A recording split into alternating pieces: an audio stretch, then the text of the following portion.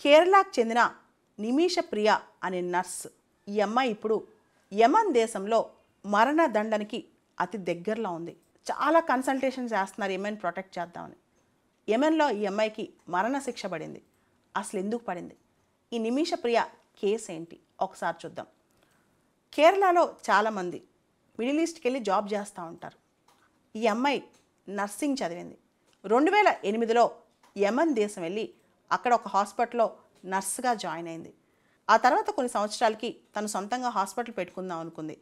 యమన్లో లా ప్రకారం బయట nationals, foreign nationals సొంతంగా అక్కడ బిజినెస్ చేయాలంటే చాలా రూల్స్ ఉంటాయన్నమాట. దాంతో ఆవిడకి ఒక ఫ్రెండ్ ఉన్నాడు, యమనీ సిటిజన్ అనమాట. అతనితో కలిసి ఈ అమ్మాయి హాస్పిటల్ స్టార్ట్ చేసింది. ఆ తర్వాత ఒక కథనం ప్రకారం అతను ఈ అమ్మాయిని వేధించడం స్టార్ట్ చేశాడు. ఫిజికల్గా, సెక్షువల్గా, మెంటల్గా. ఈ అమ్మాయికి సంబంధించిన ట్రావెల్ డాక్యుమెంట్స్, పాస్పోర్టు అన్నీ లాక్కున్నాడు. ఈ అమ్మాయిని హింసించడం మొదలెట్టాడంట. దాంతో అతని బారి నుంచి తప్పించుకోవడానికి అమ్మాయి చాలా ప్రయత్నాలు చేసింది. ఆ అమ్మాయి చివరికి పోలీస్ స్టేషన్లో కంప్లైంట్ ఇచ్చినా ఆ అమ్మాయిపైనే కేసు వచ్చేసిందంట. దాంతో అమ్మాయి చేసేదేం లేక అతని దగ్గర నుంచి తన డాక్యుమెంట్స్ అన్ని లాక్కోవడానికి అతని పైన సెడేటివ్స్, ఏదైతే కాస్త అతన్ని నిద్రలోకి పంపిస్తాయో ఆ మాత్రలు పెట్టిందంట. దాంతో అది ఓవర్ డోస్ అయిపోయింది. అమ్మాయికి అది అర్థం అయిందో అర్థం కాక అది ఓవర్ డోస్ అయిపోయింది. ఓవర్ డోస్ అయిపోయి అతను చనిపోయాడంట. చనిపోవడంతో ఈ అమ్మాయి పైన మర్డర్ కేసు వేశారు. మర్డర్ కేసులో కేసు ప్రూవ్ అయింది ఈ అమ్మాయి చేసింది అని చెప్పి. ఆ తర్వాత అక్కడ అమ్మాయి క్షమాభిక్ష అడిగింది, అయినా ఒప్పుకోలేదు. అక్కడ ప్రత్యేకమైన చట్టాలు ఉంటాయి, ఇస్లామిక్ లాస్ అన్నమాట. ఆ లాస్ ప్రకారం అలాంటి వ్యక్తుల్ని వదలాలంటే వాళ్ళకి మనలాగా ఉండవు, డిఫరెంట్ రూల్స్ ఉంటాయి అన్నమాట. మన ఇండియన్ ఎంబసీ వాళ్ళు వీళ్ళందరూ కూడా అమ్మాయికి సపోర్ట్ చేస్తారు. అమ్మాయికి సపోర్ట్ చేయడం కోసం నిమిష ప్రియ ఇంటర్నేషనల్ యాక్షన్ కౌన్సిల్ అని చెప్పి ఒక ఆర్గనైజేషన్ కూడా వచ్చిందనమాట. ఇంత చేస్తున్న అమ్మాయికి క్షమాభిక్ష దొరకలేదు. ఒకవేళ కనుక 1 నెల రోజుల లోపల అమ్మాయి కేసు తేలకపోతే ఖచ్చితంగా అమ్మాయి మరణదండనకి గురి కావాల్సిందే. అక్కడ ఇస్లామిక్ లా చాలా డిఫరెంట్ ఉంటుంది, మన చట్టంలాగా ఉండదన్నమాట. అక్కడ లాని 2 రకాలుగా అప్లై చేస్తారు. ఒకటి కిసాస్, రెండోది దియా. అసలు ఈ కిసాస్, దియా అంటే ఏంటి? కిసాస్ అంటే ఎవరైతే నష్టపోయారో ఆ విక్టిమ్ కానీ విక్టిమ్ ఫ్యామిలీ, అంటే ఎవరికైతే రేప్ జరిగిందో, మర్డర్ జరిగిందో, ఇంకేదైనా జరిగిందో ఆ విక్టిమ్ ఫ్యామిలీకి ఒక ఆప్షన్ ఉంటుంది. ఏ విధంగా తప్పు చేసిన వాడిని శిక్షించాలి అంటే, ఫర్ ఎగ్జాంపుల్ ఒక వ్యక్తిని మర్డర్ చేశారు, అదే రకంగా అదే స్థాయిలో ఆ తప్పు చేసిన వ్యక్తిని కూడా శిక్ష విధించవచ్చు అనమాట.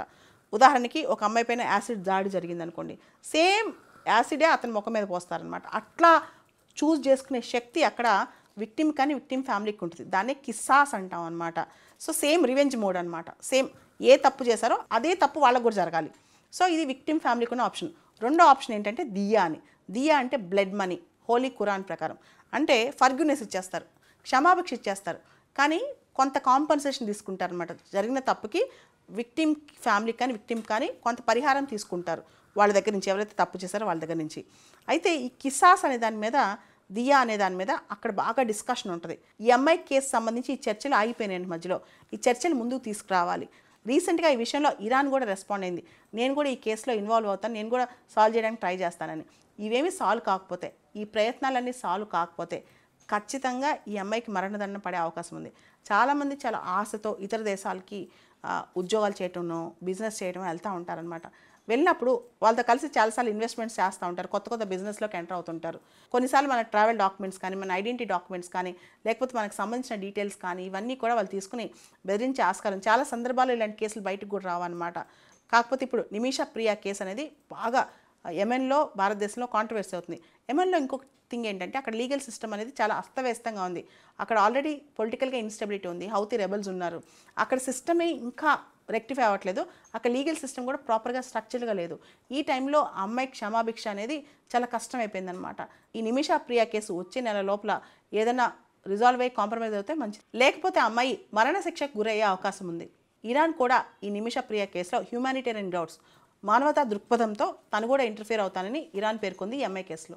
యెమెన్ దేశం విషయానికి వస్తే అక్కడ ఇస్లాం అనేది state religion, declared state religion, అంటే అదొక థియోక్రటిక్ స్టేట్ అనమాట. అండ్ అక్కడ ఫాలో అయ్యేలా ఇస్లామిక్ లా లేదా షరియత్ లా ఖచ్చితంగా అది ఫాలో అవ్వాల్సింది అక్కడ. అంటే ఈ కిసాస్ అండ్ దియా ఈ కాన్సెప్ట్స్ ఖచ్చితంగా అక్కడ ఫాలో అవుతారనమాట. దాన్ని మనం మార్చడానికి కూడా లేదు.